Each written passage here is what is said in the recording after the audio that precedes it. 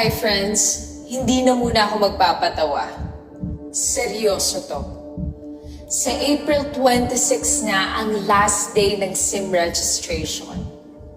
Huwag deadmahin ang deadline or your SIM will die. Your number?